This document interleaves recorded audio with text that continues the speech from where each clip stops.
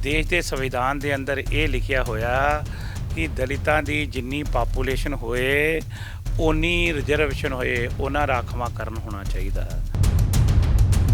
दूजे शब्दां 'च ये लिखिया बई जे जिहड़ी सरकारां दा जिन्ना बजट होवे ते पापूलेशन दे अनुसार उन्ना हिस्सा ये बजट का इन्हां दे कोल होना चाहिए। कि हुंदा की सी? हुंदा ये सी कि बाकी सारियां ही सरकारां ये पैसा रख ते लैंदियां सी लेकिन इन्हां उपर खर्च ना करके ये जरनल स्कीमां दे उपर ये पैसा खर्च हुंदा सी। हुण ये एक्ट बनन दे नाल ना हुण स्कॉलरशिप बच्चों की तो फिक्र कोई नहीं हो, क्योंकि उस एक्ट दे विच पैसा पै गया ना अकाउंट 'च सारा ही। ये पैसा सारा उस गल ते खर्च होएगा। मैं समझना कि रामबान आ जो चीज़ां तुसीं जिक्र करके हटो वो तो ऑलरेडी सरकारां पहले ही दे रही, तुहाडी सरकार भी दे रही है, फिर इहदा फायदा किवें होऊगा? आज 100 रुपये मैं तेनों देना, तू 33 उन्होंने देगा कि नहीं देगा?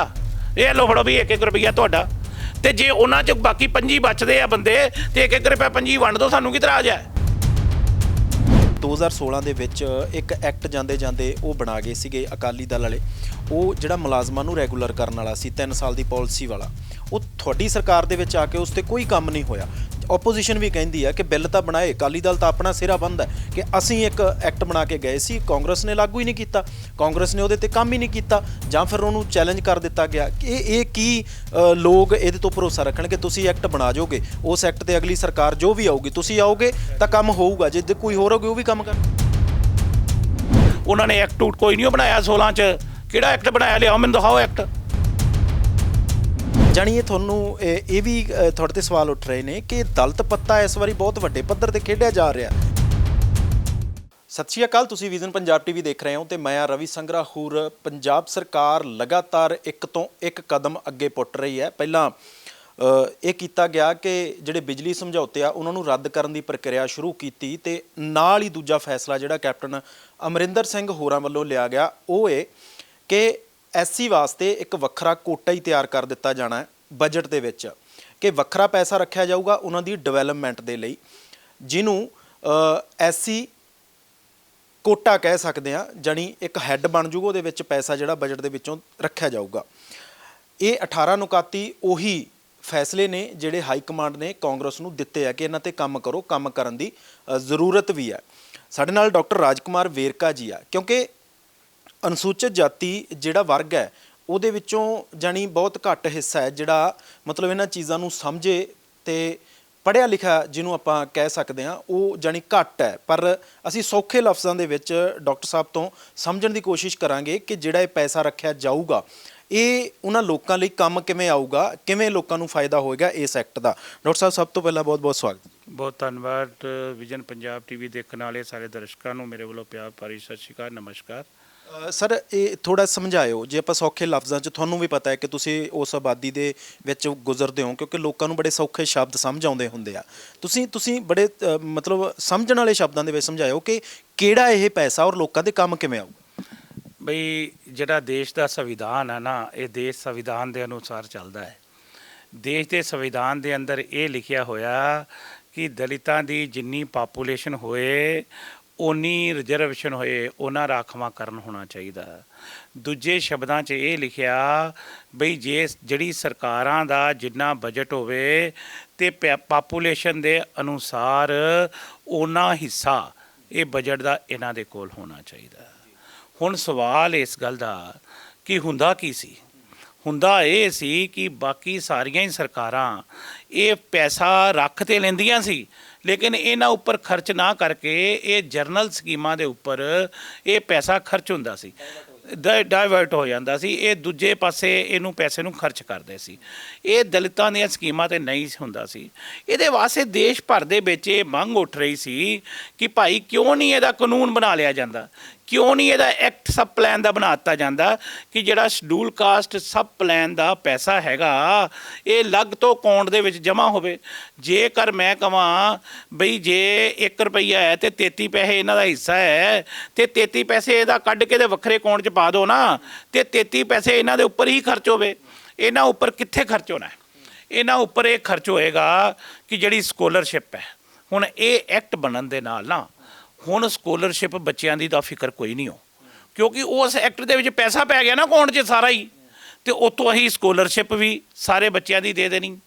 ਉੱਥੇ ਸਗਨ ਸਕੀਮ ਵੀ ਅਸੀਂ ਸਾਰੇ ਬੱਚਿਆਂ ਦੀ ਉਸੇ 'ਚੋਂ ਜਾਣੀ ਹੈ, ਉਸੇ 'ਚੋਂ ਪੈਨਸ਼ਨਾਂ ਵੀ ਸਾਰੇ ਗਰੀਬਾਂ ਦੀਆਂ ਚਲੇ ਜਾਣੀਆਂ ਹੀ।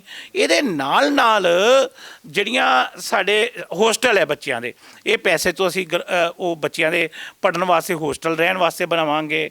ਇਹਦੇ ਵਾਸਤੇ ਅਸੀਂ ਉਹਨਾਂ ਦੀ ਬਸਤੀਆਂ 'ਚ ਨਵਾਂ ਟਿਊਬਵੈੱਲ ਲਗਾਉਣਾ, ਉਹਨਾਂ ਦੇ ਘਰ ਕੱਚੇ ਘਰਾਂ ਨੂੰ ਪੱਕਿਆਂ ਕਰਨਾ, ਉਹਨਾਂ ਦੇ ਨਵੇਂ ਘਰ ਬਣਾ ਕੇ ਦੇਣਾ, ਔਰ ਉਹਨਾਂ ਦੇ ਵਾਸਤੇ ਧਰਮਸ਼ਾਲਾ ਬਣਨੀਆਂ, ਉਹਨਾਂ ਵਾਸਤੇ ਡਿਸਪੈਂਸਰੀਆਂ ਬਣਨੀਆਂ ਆਬਾਦੀਆਂ 'ਚ।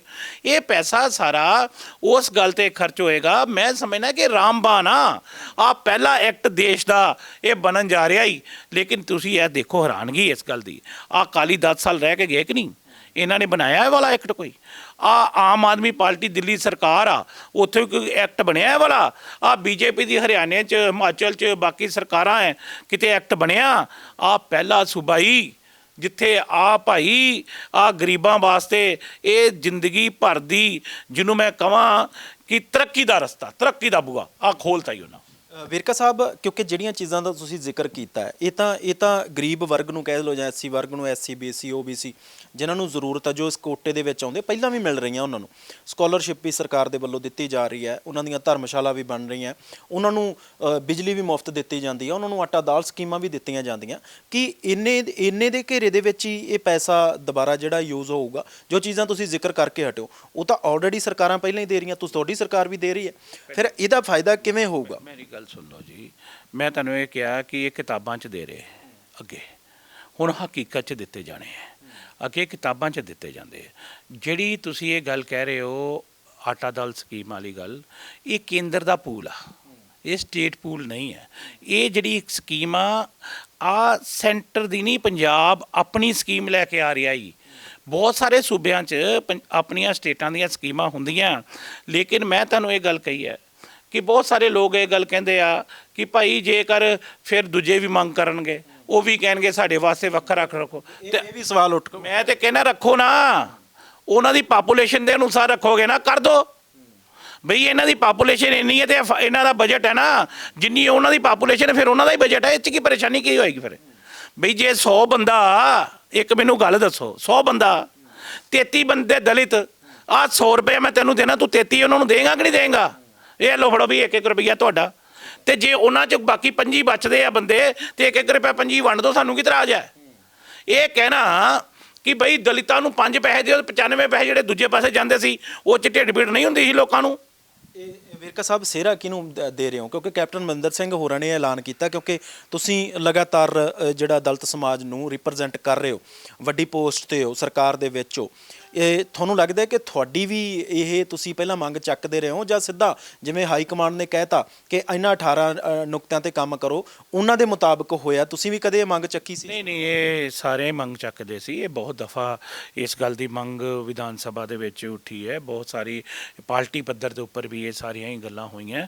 ਲੇਕਿਨ ਮੈਂ ਇਹ ਗੱਲ ਕਹਿ ਰਿਹਾ ਕਿ ਕਿਉਂਕਿ ਹੁਣ ਇਹ ਪਾਰਟੀ ਦਾ ਤਾਲਮੇਲ ਹੈ, ਜਿਹੜਾ 18 ਨੁਕਤੀ ਪ੍ਰੋਗਰਾਮ ਦੀ ਤੁਸੀਂ ਗੱਲ ਕਰਦੇ ਹੋ, ਇਹ ਹਾਈ ਕਮਾਂਡ ਨੇ ਸਾਰੇ ਲੋਕਾਂ ਨੂੰ ਸੁਣਿਆ, ਕਿੱਥੇ ਕਿੱਥੇ ਕਮੀਆਂ ਰਹਿ ਗਈਆਂ ਉਹਨੂੰ ਦੂਰ ਕਰਨਾ ਹੈ। ਨਵਜੋਤ ਸਿੰਘ ਸਿੱਧੂ ਹੋਰੀ ਤੁਸੀਂ ਦੇਖ ਰਹੇ ਹੋ ਕਿ ਉਹ ਵਰਕਰ ਨੂੰ ਮਿਲਦੇ ਹੈ, MLA ਨੂੰ ਮਿਲਦੇ ਹੈ, ਥੱਲੇ ਜਿਹੜੀ ਫੀਡਬੈਕ ਆਉਂਦੀ ਹੈ ਉਹ ਕੈਪਟਨ ਅਮਰਿੰਦਰ ਸਿੰਘ ਤੱਕ ਪਹੁੰਚਾਉਂਦੇ ਆ। ਕੈਪਟਨ ਅਮਰਿੰਦਰ ਸਿੰਘ ਉਹਨਾਂ ਦੀ ਫੀਡਬੈਕ ਦੇ ਉੱਪਰ ਇਹ ਵਰਕਰਾਂ ਦੇ ਜਿਹੜੇ ਮਸਲੇ ਆ, ਪੰਜਾਬ ਦੇ ਲੋਕਾਂ ਦੇ ਮਸਲੇ ਆ, ਉਹਨੂੰ ਹੱਲ ਕਰਨ ਵਾਸਤੇ ਲੱਗੇ ਹੋਏ ਆ।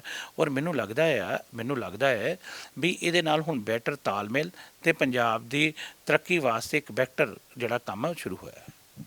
ਵੇਰਕਾ ਸਾਹਿਬ, ਇੱਕ ਹੋਰ ਵੀ ਗੱਲ ਸਮਝਾਇਓ ਕਿ ਠੀਕ ਹੈ ਚੱਲ ਰਹੀਆਂ ਸਕੀਮਾਂ, ਬਹੁਤ ਸਾਰੀਆਂ ਸਕੀਮਾਂ ਚੱਲ ਰਹੀਆਂ, ਪਰ ਇਸ ਤੋਂ ਪਹਿਲਾਂ ਤੁਸੀਂ ਵੀ ਜਿਹੜੀ ਵਾਰ-ਵਾਰ ਜ਼ਿਕਰ ਕਰਦੇ ਹੁੰਦੇ ਹੋ ਜਦੋਂ ਵੀ ਤੁਸੀਂ ਕੈਮਰੇ ਤੇ ਆਉਂਦੇ ਹੋ, ਇਹ ਕਹਿੰਦੇ ਹੋ ਕਿ 2016 ਦੇ ਵਿੱਚ ਇੱਕ ਐਕਟ ਜਾਂਦੇ ਉਹ ਬਣਾ ਗਏ ਸੀਗੇ ਅਕਾਲੀ ਦਲ ਵਾਲੇ, ਉਹ ਜਿਹੜਾ ਮੁਲਾਜ਼ਮਾਂ ਨੂੰ ਰੈਗੂਲਰ ਕਰਨ ਵਾਲਾ ਸੀ, 3 ਸਾਲ ਦੀ ਪਾਲਿਸੀ ਵਾਲਾ, ਉਹ ਤੁਹਾਡੀ ਸਰਕਾਰ ਦੇ ਵਿੱਚ ਆ ਕੇ ਉਸ 'ਤੇ ਕੋਈ ਕੰਮ ਨਹੀਂ ਹੋਇਆ। ਓਪੋਜੀਸ਼ਨ ਵੀ ਕਹਿੰਦੀ ਹੈ ਕਿ ਬਿੱਲ ਤਾਂ ਬਣਾਏ, ਅਕਾਲੀ ਦਲ ਤਾਂ ਆਪਣਾ ਸਿਰਾ ਬੰਨ੍ਹਦਾ ਕਿ ਅਸੀਂ ਇੱਕ ਐਕਟ ਬਣਾ ਕੇ ਗਏ ਸੀ, ਕਾਂਗਰਸ ਨੇ ਲਾਗੂ ਹੀ ਨਹੀਂ ਕੀਤਾ, ਕਾਂਗਰਸ ਨੇ ਉਹਦੇ 'ਤੇ ਕੰਮ ਹੀ ਨਹੀਂ ਕੀਤਾ, ਜਾਂ ਫਿਰ ਉਹਨੂੰ ਚੈਲੰਜ ਕਰ ਦਿੱਤਾ ਗਿਆ। ਕਿ ਇਹ ਕੀ ਲੋਕ ਇਹਦੇ ਤੋਂ ਭਰੋਸਾ ਰੱਖਣ ਕਿ ਤੁਸੀਂ ਐਕਟ ਬਣਾ ਜਾਓਗੇ, ਉਸ ਐਕਟ ਤੇ ਅਗਲੀ ਸਰਕਾਰ ਜੋ ਵੀ ਆਊਗੀ, ਤੁਸੀਂ ਆਓਗੇ ਤਾਂ ਕੰਮ ਹੋਊਗਾ, ਜੇ ਕੋਈ ਹੋਰ ਹੋਗੇ ਉਹ ਵੀ ਕੰਮ ਕਰ? ਪਹਿਲੀ ਗੱਲ ਹੈ, ਐਕਟ ਬਣਾਇਆ ਤਾਂ ਨਹੀਂ, ਐਕਟ ਦਾ ਮਤਲਬ ਹੀ ਨਹੀਂ ਕੋਈ ਸਮਝਦਾ, ਤਾਂ ਮੈਂ ਕੀ ਸਮਝਾ? ਅਕਾਲੀ ਦਲ ਜਿਹਨੂੰ ਕਹਾਂ ਇੱਕ ਹੋਵੇ ਕਮਲਾ ਤੇ ਸਮਝਾਵੇ ਵਿਹੜਾ, ਜੇ ਵਿਹੜਾ ਹੀ ਹੋ ਜਾਏ ਕਮਲਾ ਤੇ ਸਮਝਾਵੇ ਕਿਹੜਾ। ਉਹ ਭਾਈ ਐਕਟ ਕਾਨੂੰਨ ਨੂੰ ਕਹਿੰਦੇ ਆ, ਉਹਨਾਂ ਨੇ ਐਕਟ ਕੋਈ ਨਹੀਂ ਬਣਾਇਆ 16 'ਚ। ਕਿਹੜਾ ਐਕਟ ਬਣਾਇਆ, ਲਿਆਓ ਮੈਨੂੰ ਦਿਖਾਓ ਐਕਟ। ਇਹ ਬਿਲਕੁਲ ਕੋਰੀ ਬਕਵਾਸਬਾਜੀ ਹੈ। ਐਕਟ ਦਾ ਮਤਲਬ ਹੀ ਨਹੀਂ ਉਹ ਜਾਣਦੇ ਐਕਟ ਕਿਹਨੂੰ ਕਹਿੰਦੇ ਹੀ। ਬਈ ਐਕਟ ਕਹਿੰਦੇ ਆ ਜਿਹੜੇ ਜਦੋਂ ਵਿਧਾਨ ਸਭਾ ਦੇ ਅੰਦਰ ਕੋਈ ਕਾਨੂੰਨ ਦਾ ਰੂਪ ਧਾਰਨ ਕਰ ਲਏ ਤੇ ਕਾਨੂੰਨ ਦੇ ਸੈਕਸ਼ਨ ਦੇ ਅਨੁਸਾਰ ਉਹ ਬਣ ਕੇ ਆਵੇ, ਕੈਬਨਿਟ ਦੇ ਵਿੱਚ ਫੈਸਲਾ ਕਰ ਦੇਣਾ ਜਾਂ ਮੀਟਿੰਗ ਦੇ ਵਿੱਚ ਸਰਕੂਲਰ ਜਾਰੀ ਕਰ ਦੇਣਾ, ਇਹਨੂੰ ਐਕਟ ਨਹੀਂ ਉਹ ਕਹਿੰਦੇ। ਆਹ ਤੇ ਕਮਲੇ ਹੁੰਦੇ ਜਿਹੜੇ ਐਕਟ ਕਹਿੰਦੇ ਇਹਨੂੰ। ਇਹ ਐਕਟ ਉਕਟ ਕੋਈ ਨਹੀਂ, ਆਹ ਹੁਣ ਐਕਟ ਬਣਨਾ ਹੀ। ਜਾਨੀ ਤੁਸੀਂ ਇਹ ਕਹਿੰਦੇ ਹੋ ਕਿ ਇਹ ਆਉਣ ਵਾਲੀਆਂ ਸਰਕਾਰਾਂ ਨੂੰ ਲਾਗੂ ਕਰਨਾ ਹੀ ਪਏਗਾ। ਐਕਟ ਨੂੰ ਨਹੀਂ ਬਦਲਿਆ ਜਾ ਸਕਦਾ। ਮੈਂ ਤੁਹਾਨੂੰ ਫੇਰ ਕਹਿ ਰਿਹਾ, ਐਕਟ ਨਹੀਂ ਬਦਲਿਆ ਜਾਂਦਾ, ਐਕਟ ਨਹੀਂ ਬਦਲਿਆ ਜਾਂਦਾ ਭਾਈ। ਐਕਟ ਜਿਹੜਾ ਹੁੰਦਾ ਉਹ ਵਿਧਾਨ ਸਭਾ 'ਚ ਪਾਸ ਹੁੰਦਾ ਆ, ਉਹ ਕੌਨਸਟੀਟਿਊਸ਼ਨ ਦਾ ਇੱਕ ਪਾਰਟ ਹੁੰਦਾ ਆ। ਉਹ ਇਹ ਜਿਹੜੀਆਂ ਸਰਕਾਰਾਂ ਦੇ ਜਨਰਲ ਲੈਟਰਾਂ ਹੁੰਦੀਆਂ, ਚਿੱਠੀਆਂ ਹੁੰਦੀਆਂ, ਉਹ ਐਕਟ ਨਹੀਂ ਗਿਣਿਆ ਜਾਂਦਾ।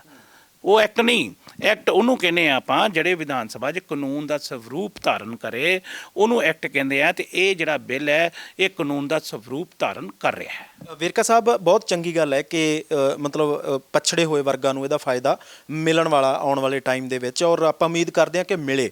ਪਰ ਇਹ ਤੁਹਾਨੂੰ ਨਹੀਂ ਲੱਗਦਾ ਕਿ 4.5 ਸਾਲ ਦਾ ਇੱਕ ਤਾਂ ਸਮਾਂ ਲੰਘ ਗਿਆ, ਫਿਰ ਅਕਾਲੀ ਦਲ ਨੇ ਕਿਹਾ ਕਿ ਅਸੀਂ ਜੀ ਡਿਪਟੀ ਮੁੱਖ ਮੰਤਰੀ ਲਾ ਦਿਆਂਗੇ, ਉਧਰੋਂ ਬੀਜੇਪੀ ਕਹਿੰਦੀ ਅਸੀਂ ਤਾਂ ਮੁੱਖ ਮੰਤਰੀ ਜਿਹੜਾ ਪਛੜੇ ਹੋਏ ਵਰਗਾਂ ਦਾ ਜਾਂ ਐਸਸੀ ਵਰਗ ਦਾ ਬਣਾਉਣਾ ਹੈ। ਜਾਣੀ ਇਹ ਤੁਹਾਨੂੰ ਇਹ ਵੀ ਤੁਹਾਡੇ ਤੇ ਸਵਾਲ ਉੱਠ ਰਹੇ ਨੇ ਕਿ ਦਲਿਤ ਪੱਤਾ ਇਸ ਵਾਰੀ ਬਹੁਤ ਵੱਡੇ ਪੱਧਰ ਤੇ ਖੇਡਿਆ ਜਾ ਰਿਹਾ।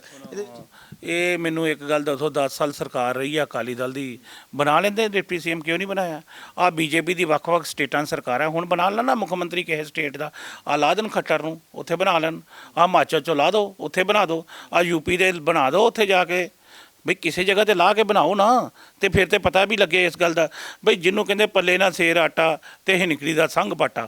ਜਿੰਨੇ ਜ਼ਮਾਨਤਾਂ ਜ਼ਬਤ ਹੋਣੀਆਂ ਹੀ ਉਹ ਸੁਪਨਾ ਦਿਖਾਈ ਜਾਂਦੇ ਮੈਂ ਸੀਐਮ ਬਣਾ ਦੂੰਗਾ, ਮੈਂ ਡਿਪਟੀ ਸੀਐਮ ਬਣਾਉਣਾ ਕਿ ਨਹੀਂ। ਉਹ ਆਪ ਨਹੀਂ ਉਹ ਜਿੱਤ ਰਹੇ ਤੇ ਡਿਪਟੀ ਸੀਐਮ ਬਣਾਉਣ ਡਈ। ਵੇਰਕਾ ਸਾਹਿਬ, ਇੱਕ ਸਵਾਲ ਹੋਰ ਲੈ ਲਿਓ ਕਿ ਇੱਕ ਇਹਨੂੰ ਕਿਉਂਕਿ ਅੱਜ ਤੁਸੀਂ ਜਿਸ ਮੀਟਿੰਗ ਦੇ ਵਿੱਚ ਜਾਣਾ ਨਵਜੋਤ ਸਿੰਘ ਸਿੱਧੂ ਹੋਰਾਂ ਦੇ ਨਾਲ, ਉਹ ਮੀਟਿੰਗ ਅੱਜ ਪਲਾਨ ਹੋਈ ਹੈ, ਪਰ ਮੁੱਖ ਮੰਤਰੀ ਸਾਹਿਬ ਨੇ ਇੱਕ ਦਿਨ ਪਹਿਲਾਂ ਇਹ ਐਲਾਨ ਕਰਤਾ ਕਿ ਅਸੀਂ ਆਹ ਐਕਟ ਲੈ ਕੇ ਆਉਣ ਲੱਗੇ ਹਾਂ। ਜਾਣੀ ਇਹਨੂੰ ਇਸ ਵੀ ਟਕਰਾਅ ਦੇ ਵਿੱਚ ਦੇਖਿਆ ਜਾ ਰਿਹਾ ਕਿ ਹੁਣ ਨਵਜੋਤ ਸਿੰਘ ਸਿੱਧੂ ਔਰ ਮੁੱਖ ਮੰਤਰੀ ਆਪਣੇ ਆਪਣੇ ਟਕਰਾਅ ਦੇ ਵਿੱਚ ਹੈ ਕਿ ਮਤਲਬ ਅਸੀਂ ਪਹਿਲਾਂ ਕੌਣ ਬਾਜ਼ੀ ਮਾਰਦਾ ਇਸ ਮਾਮਲੇ ਦੇ ਵਿੱਚ, ਸਿੱਧੂ ਮਾਰਦਾ ਕਿ ਕੈਪਟਨ? ਉਹ ਯਾਰ ਇਹ ਤੇ ਪਾਰਟੀ ਦਾ ਮਾਮਲੇ ਹੈਗੇ ਆ ਭਾਈ। ਇਹ ਸਰਕਾਰ ਆਪਣਾ ਕੰਮ ਕਰਦੀ ਹੈ, ਪਾਰਟੀ ਆਪਣਾ ਕੰਮ ਕਰਦੀ ਹੈ। ਪਾਰਟੀ ਦਾ ਕੰਮ ਹੈ ਸਰਕਾਰ ਨੂੰ ਇਨਫੋਰਮੇਸ਼ਨ ਦੇਣਾ। ਸਰਕਾਰ ਦਾ ਕੰਮ ਪਾਰਟੀ ਨਹੀਂ ਕਰ ਸਕਦੀ, ਯਾਦ ਰੱਖਣਾ ਗੱਲ ਨੂੰ। ਕੋਈ ਉੱਥੇ ਕਾਨੂੰਨ ਕਾਂਗਰਸ ਪਾਰਟੀ ਥੋੜੀ ਬਣਾ ਦੇਗੀ, ਕਾਨੂੰਨ ਤਾਂ ਸਰਕਾਰ ਬਣਾਏਗੀ ਨਾ, ਐਮਐਲਏ ਬਣਾਉਣਗੇ ਨਾ। ਬਈ ਪਾਰਟੀ ਦਾ ਕਹਿਣਾ ਸਰਕਾਰ ਮੰਨਦੀ ਹੈ। ਸਰਕਾਰ ਦੇ ਕੋਲ ਜਿਹੜਾ ਫੀਡਬੈਕ ਪਾਰਟੀ ਕੋਲ ਆਉਂਦਾ ਆ, ਉਸ ਨੂੰ ਸਰਕਾਰ ਉਹਨੂੰ ਇੰਪਲੀਮੈਂਟ ਕਰਦੀ ਪਈ ਹੈ ਕਿ ਇਹ ਲੋਕਾਂ ਦੀਆਂ ਮੰਗਾਂ। ਇਹ ਜ਼ਰੂਰੀ ਨਹੀਂ ਕਿ ਕਾਂਗਰਸ ਪਾਰਟੀ ਤੋਂ ਫੀਡਬੈਕ ਆਉਂਦੀ, ਸਾਨੂੰ ਫੀਡਬੈਕ ਐਨਜੀਓ ਤੋਂ ਵੀ ਆਉਂਦੀ ਹੈ, ਸਾਨੂੰ ਫੀਡਬੈਕ ਇੰਪਲਾਈ ਕਰਮਚਾਰੀਆਂ ਦੇ ਸੰਸਥਾਵਾਂ ਤੋਂ ਵੀ ਆਉਂਦੀ ਹੈ, ਸਾਨੂੰ ਜਿਹੜੀ ਫੀਡਬੈਕ ਕਿਸਾਨਾਂ ਤੋਂ ਵੀ, ਮਜ਼ਦੂਰਾਂ ਤੋਂ ਵੀ, ਅਲੱਗ-ਅਲੱਗ ਜਗ੍ਹਾ ਤੋਂ ਆਉਂਦੀ ਹੈ। ਉਹ ਸਰਕਾਰ ਇਹ ਸਾਰੀ ਫੀਡਬੈਕ ਨੂੰ ਇਕੱਠਿਆਂ ਕਰਕੇ ਇੱਕ ਮਸੌਦਾ ਤਿਆਰ ਕਰਦੀ ਹੈ। ਔਰ ਮੈਂ ਇਹ ਗੱਲ ਕਹਿ ਰਿਹਾ ਕਿ ਬੈਟਰ ਤਾਲਮੇਲ ਦਾ ਨਤੀਜਾ ਹੈ ਨਵਜੋਤ ਸਿੰਘ ਸਿੱਧੂ ਔਰ ਕੈਪਟਨ ਅਮਰਿੰਦਰ ਸਿੰਘ ਦੇ ਦਰਮਿਆਨ ਦਾ। ਉਹੀ ਗੱਲ ਦਾ ਕਾਰਨ ਹੈ ਕਿ ਅੱਜ ਬੈਟਰ ਫੈਸਲੇ ਹੋ ਰਹੇ ਆ ਔਰ ਬੈਟਰ ਲੋਕ ਮਹਿਸੂਸ ਕਰ ਰਹੇ ਆ। ਸਭ ਆਖਰੀ ਸਵਾਲ ਹੈ ਕਿ ਅੱਜ ਤੁਸੀਂ ਮੀਟਿੰਗ ਦੇ ਵਿੱਚ ਵੀ ਜਾਣਾ, ਇੱਕ ਤਾਂ ਇਹ ਦੱਸ ਦਿਓ ਕਿ ਕਿਹੜੇ ਮੁੱਦੇ ਮਤਲਬ ਤੁਹਾਡੇ ਵੱਲੋਂ ਰੱਖੇ ਜਾਣੇ ਆ, ਉੱਥੇ ਕਿਹੜੀ ਚੀਜ਼ ਤੇ ਤੁਸੀਂ ਚਰਚਾ ਕਰਨਾ ਚਾਹੁੰਦੇ ਹੋ, ਔਰ ਨਾਲ ਹੀ ਤੁਹਾਡੇ ਕੁਝ ਵਿਧਾਇਕ ਜਿਹੜੇ ਮਤਲਬ ਦਲਿਤ ਸਮਾਜ ਦੇ ਨਾਲ ਸੰਬੰਧ ਰੱਖਦੇ ਨੇ, ਉਹ ਲਗਾਤਾਰ ਇਹ ਗੱਲ ਕਹਿੰਦੇ ਆ ਕਿ ਸਾਨੂੰ ਕੈਬਨਿਟ ਦੇ ਵਿੱਚ ਵੀ ਸਾਨੂੰ ਨਜ਼ਰਅੰਦਾਜ਼ ਕੀਤਾ ਗਿਆ, ਜਾਂ ਹੁਣ ਜੇ ਪ੍ਰਧਾਨ ਲਾਏ ਨੇ ਉਹਨਾਂ ਦੇ ਵਿੱਚ ਵੀ ਹੋਰ ਐਡ ਆਨ ਹੋਣੇ ਚਾਹੀਦੇ ਆ, ਜਾਂ ਫਿਰ ਰੀਸ਼ਫਲਿੰਗ ਹੋਣੀ ਚਾਹੀਦੀ ਹੈ ਕੈਬਨਿਟ ਦੇ ਵਿੱਚ। ਕੀ ਤੁਸੀਂ ਇਹੋ ਜਿਹਾ ਸੁਝਾਅ ਦਿਓਗੇ ਜਾਂ ਇਹੋ ਜਿਹੇ ਮਤ ਰੱਖਦੇ? ਇਹ ਸਾਰਿਆਂ ਦਾ ਹੀ ਸੁਝਾਅ ਹੈਗਾ ਜਿਹੜਾ ਤੁਸੀਂ ਗੱਲ ਕਹਿ ਰਹੇ ਹੋ ਕਿ ਜਿੱਥੇ ਕਿਤੇ ਕਮੀਆਂ ਰਹਿ ਗਈਆਂ ਉਹਨੂੰ ਦੂਰ ਕਰਨਾ। ਮਤਲਬ ਤਾਂ ਇਹੀ ਹੈ ਨਾ ਬਈ ਸਪੋਜ਼ 85ਵੀਂ ਸੋਧ ਦਾ ਮਾਮਲਾ ਹੈਗਾ, 85ਵੀਂ ਸੋਧ ਦਾ ਮੁੱਦਾ ਹੈਗਾ, ਉਹ ਬੜੇ ਚਿਰ ਤੋਂ ਰੁਕਿਆ। ਉਹ ਸਾਰੇ ਜਿਹੜੇ ਅਸੀਂ ਚਾਹੁੰਦੇ ਹਾਂ ਕਿ ਜਲਦੀ ਇਹਦਾ ਹੱਲ ਹੋਵੇ। ਅਸੀਂ ਚਾਹੁੰਦੇ ਹਾਂ ਕਿ ਜੇਕਰ ਇਹ SSP ਹੈ, ਸਾਡੇ ਡਿਪਟੀ ਕਮਿਸ਼ਨਰ ਹੈ, ਸਾਡੇ ਹੋਰ ਅਫਸਰ ਹੈ, ਜੇ ਬਾਕੀ ਲੱਗਣ ਤਾਂ ਇਹਨਾਂ ਨੂੰ ਵੀ ਬਰਾਬਰ ਦੇ ਉੱਪਰ ਨਾਲ ਲਗਾਉਣਾ ਚਾਹੀਦਾ। ਬੋਰਡ ਕਾਰਪੋਰੇਸ਼ਨਾਂ ਦੇ ਵਿੱਚ ਇਹਨਾਂ ਨੂੰ ਬਣਦੀ ਨੁਮਾਇੰਦਗੀਆਂ ਦਿੱਤੀਆਂ ਜਾਣੀਆਂ ਚਾਹੀਦੀਆਂ। ਇਹ ਸਾਰੇ ਪਾਰਟੀ ਦੇ ਮਸਲੇ ਹੈਗੇ ਆ, ਇਹਨੂੰ ਜ਼ਰੂਰ ਅਸੀਂ ਵਿਚਾਰ ਕਰਾਂਗੇ। ਅੱਜ ਮੈਂ ਜਾ ਰਿਹਾ ਉੱਥੇ, ਔਰ ਸਾਡੀ ਕੋਸ਼ਿਸ਼ ਇਸ ਗੱਲ ਦੀ ਹੈ ਕਿ ਜਿਹੜੀਆਂ ਕਮੀਆਂ ਉਹਨੂੰ ਠੀਕ ਕਰੀਏ। ਧੰਨਵਾਦ। ਤਾਂ ਇਹ ਸਨ ਸਾਡੇ ਨਾਲ ਡਾਕਟਰ ਰਾਜਕੁਮਾਰ ਵੇਰਕਾ, ਜਿਨ੍ਹਾਂ ਨੇ ਸਿੱਧੇ ਤੌਰ ਤੇ ਕਿਹਾ ਹੈ ਕਿ ਸਰਕਾਰ ਨੇ ਇੱਕ ਬਹੁਤ ਵਿਲੱਖਣ ਫੈਸਲਾ ਲਿਆ ਹੈ ਕਿ ਹੁਣ ਜਿਹੜੇ ਪਛੜੇ ਹੋਏ ਵਰਗ ਸੀਗੇ, ਜਿਨ੍ਹਾਂ ਦੇ ਵਿੱਚ ਐਸਸੀ ਵਰਗ ਖਾਸ ਤੌਰ ਤੇ, ਉਹਨਾਂ ਦੇ ਲਈ ਇੱਕ ਵੱਖਰਾ ਹੈੱਡ ਬਣਾਇਆ ਜਾਊਗਾ, ਪੈਸਾ ਵੱਖਰਾ ਰੱਖ ਦਿੱਤਾ ਜਾਊਗਾ, ਉਹਨਾਂ ਨੂੰ ਹੋਰ ਸਕੀਮਾਂ ਤੇ ਵਰਤਿਆ ਨਹੀਂ ਜਾਊਗਾ ਔਰ ਉਹਨਾਂ ਦੇ ਵੈਲਫੇਅਰ ਦੇ ਲਈ ਇਹ ਪੈਸਾ ਜਿਹੜਾ ਇਹ ਵਰਤਿਆ ਜਾਊਗਾ ਔਰ ਆਉਣ ਵਾਲੀਆਂ ਸਰਕਾਰਾਂ ਵੀ ਇਸ ਤੇ ਜ਼ਰੂਰ ਕੰਮ ਕਰਨਗੀਆਂ। ਕੈਮਰਾ ਪਰਸਨ ਸਨਮਪ੍ਰੀਤ ਸਿੰਘ ਦੇ ਨਾਲ ਮੈਂ ਰਵੀ ਸੰਗਰਾਹੁਰ, ਵਿਜ਼ਨ ਪੰਜਾਬ ਟੀਵੀ, ਚੰਡੀਗੜ੍ਹ।